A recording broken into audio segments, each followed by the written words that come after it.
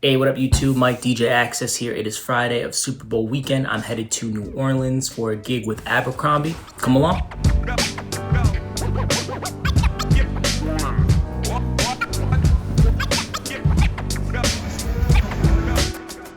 Alright, it is 8:52. Me and my little turkey sandwich here, so I don't have to get anything at the airport.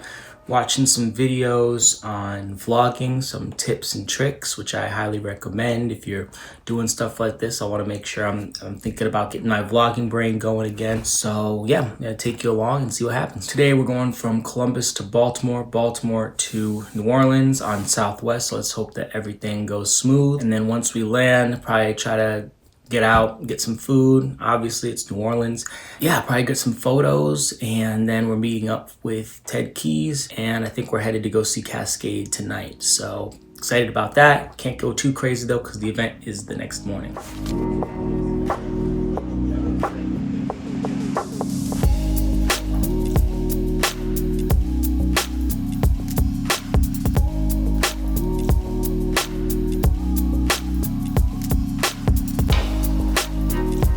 Okay, day 2 of the Super Bowl trip. Just want to recap day 1 real quick. I flew Southwest from Columbus to Baltimore and then Baltimore to New Orleans. That went very, very smooth. Yeah, what didn't go smooth was my cab ride from New Orleans to the Eleanor Hotel, because it was one of those people who it's like really fast at first and then tap on the brake until they get right up to the next car. And man, as someone who typically drives himself all the time, that was pretty nauseating, but I recovered quickly. We went to go eat at Ed's Seafood. Did I take a photo? I should have taken a photo. I think it was Ed's Seafood down here in New Orleans. I got the jambalaya, of course. I'm always on the hunt for the best jambalaya. And we got some peeled shrimp to eat with my buddy Ted from Abercrombie. And yeah, it was delicious. It always is in New Orleans. You can't go wrong. Whether you're at a nice restaurant or just some side shop on Bourbon, it's always going to be good food. We headed to go see Cascade at a place called Ohm.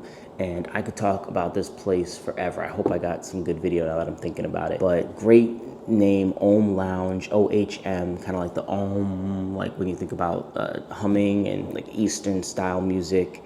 And beautiful club, just great, fantastic lights, really well thought out, good VIP sections, nice bar area, looks like a fun DJ booth to play in. And they had a video wall, but in front of the video wall, it was like glass, and they had like separators, so it was like the video wall was built into the club. Very, very cool.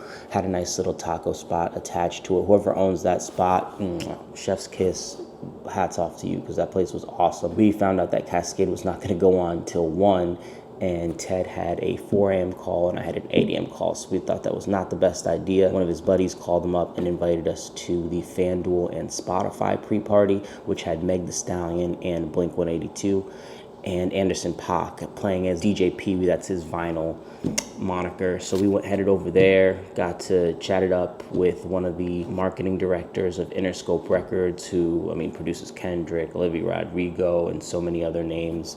So that was pretty cool, just to, pick his brain, see what's happening in music, and then got to see Blink-182. And as someone who used to go to the Warped Tour back in the day, that was fun again. It was definitely different. The level of not giving a crap, I'll say, is pretty high for them, because they would say things, it's obviously a Spotify party, and they would say things like, yeah, big thank you to Pandora for having us out. And because it was a little bit more of a corporate party, they're used to, just raving fans. It wasn't the energy that they were expecting or that they're used to. So they were making fun of the crowd a lot, making fun of VIP a lot, and I enjoyed that. Just someone who can, I don't care who you guys are, I'm still gonna make fun of you between songs. And Travis Barker's just incredible. So yeah, that was night 1. We decided to call it. We could have gone back to Cascade, but we decided to call it. We're gonna hit it a little bit harder tonight, but it is 7:16. I woke up at 6:30 just to make sure I was ready to go. The call time is 8 o'clock for me. Start time is 10 a.m.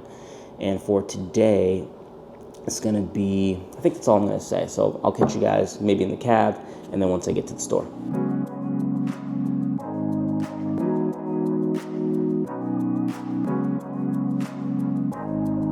All right, we're just about to start. I just wanted to share with you some things that I brought with me to capture content on the trip. Here we have the DJI Pocket 3. Most of the people on the channel know how much I love this thing. This is a Joby Gorilla Pod that I have alongside it. This is a newer little light. I love these things. I probably need to get a hot shoe for it for my DSLR or my mirrorless camera, but these are great. I have my Insta360 X4, excuse me, so I can just kind of leave this running and capture content in front of me and of me, and then figure out what I want to use in post. And then this is the new guy. This is the Canon R8. I just didn't feel comfortable bringing my Canon R6 Mark II, so this is much smaller and about $1,000 cheaper. Got a nice little newer flash on there, so it's small, easy to travel with, and that's it. Okay, I just got to the store. It's about 7:40, and this whole crew got here at 2 a.m. because this venue actually had a wedding last night. So this whole crew got here at 2 a.m. They're still setting up. I start at 10. I don't even know where I'm going, so I'm just staying out of people's way. I let my contact know that I'm here. Like I said, I'm 20 minutes early, so they're not expecting me yet. So I have a little bit of time to make some content. But it is absolutely crazy in there. You can tell that these guys have been working all night, and that it's coming together. You can kind of see the bones of everything. People ironing. You can just see like the attention to detail. They're really passionate about this. And the reason they're doing this is just all about brand awareness. And I know you're thinking, oh my gosh, Abercrombie, they're such a big company, such a great brand, all the recognition that they already have, and they're still doing events like this. They want to be seen at the Super Bowl, at these high-profile music events, working with these artists, and that's how they're building their brand. So it's something that we can all kind of take away as DJs or otherwise as entrepreneurs, business owners, that even at the top level, that you're still doing things to elevate your brand no matter what level you are at. So that being said, objective for music today is going to be fun, actually. So it's less about sticking to the Abercrombie music brand format and just kind of seeing who's coming in, maybe playing stuff from their area, definitely playing some Kendrick as the Super Bowl halftime performer, some Lil Wayne as a New Orleans legend. I love Trombone Shorty and Big Frida, so I'm definitely be dropping them in as well, and probably starting with disco just to get people kind of settled in.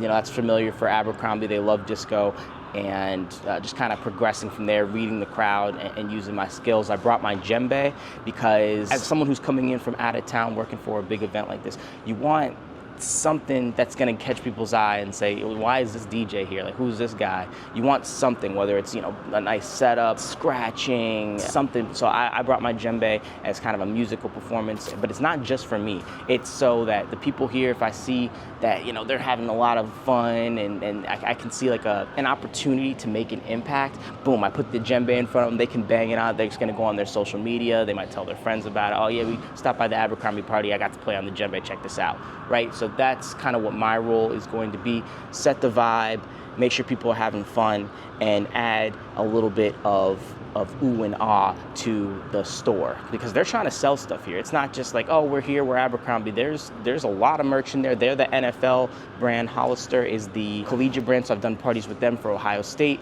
So it's all about that today, and I'm gonna get back inside, see what I can do to help set up and be a good teammate.